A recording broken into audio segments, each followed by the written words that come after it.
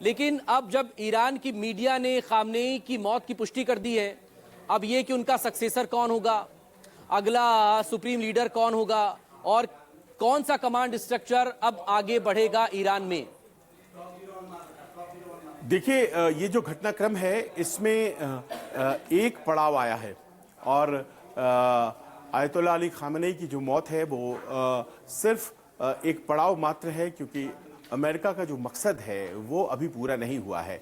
CIA की तरफ से और पेंटागन की तरफ से जब ये प्लानिंग हो रही थी कि कैसे हमें अप्रोच करना है और किस तरह से हमने बोलने हैं, तो उस वक्त ये ब्रीफ किया गया था। ऐसी खबरें आ रही हैं अमेरिकन प्रेसिडेंट को कि ये बात संभव भी है, असंभव भी है, लेकिन सबसे ज़्यादा ज़रूरी है कि हम खामेनेई को जब डिकैपिसिटेट करें तो हम इस बात को भी सुनिश्चित करें कि वहाँ का जो मिसाइल, वहाँ की जो ईरान की जो न्यूक्लियर फैसिलिटी, उन सब को हम कैसे कब्जे में लेते हैं या फिर उनको हम कैसे बर्बाद करते हैं। उनको ये पता था कि जब खामेनेई नहीं रहेंगे तो उसके बाद जो भी व्यक्ति आएगा वो खामेनेई से भी ज़्यादा कट्टर, वो खामेनेई से भी ज़्यादा इजराइल और अमेरिका के ख़िलाफ़ होगा।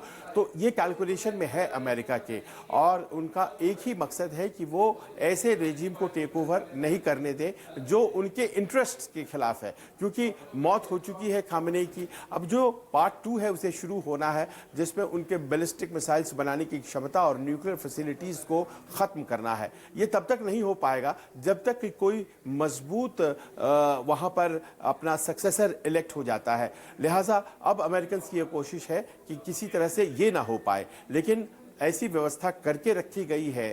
ये काफ़ी दिनों से चर्चा में है आयतुल्लाह खामेनेई के द्वारा। वो वैसे भी उम्र के ऐसे पड़ाव पर थे जहां पर कि सक्सेशन प्लान पहले से तैयार था। वो 86 वर्ष के थे, बहुत अच्छा स्वास्थ्य नहीं रह रहा था उनका, लिहाजा उनकी अपनी एक सेकेंड लाइन, थर्ड लाइन उन्होंने बना करके रखी है। अब यही देखना है कि फर्स्ट लाइन जब उनके साथ वाइप आउट हो गई है और बहुत से ऐसे जनरल्स जो कि बहुत मजबूती से संभाल सकते थे वो नहीं हैं, और सिर्फ सबसे बड़े जो सुप्रीम काउंसिल जो है उसके नेता अली लारिजानी वो जिंदा हैं, तो देखना यही है कि आखिरकार कैसे कंट्रोल होता है, कैसे वो स्थायित्व आता है और वो संतुलन फिर से प्राप्त कर पाता है ईरान। क्योंकि अब यहाँ के बाद अमेरिका और इजराइल कोई एक अवसर नहीं छोड़ने वाले हैं जिसके तहत वो ईरानियन रेजिम को खत्म ना करें। जी।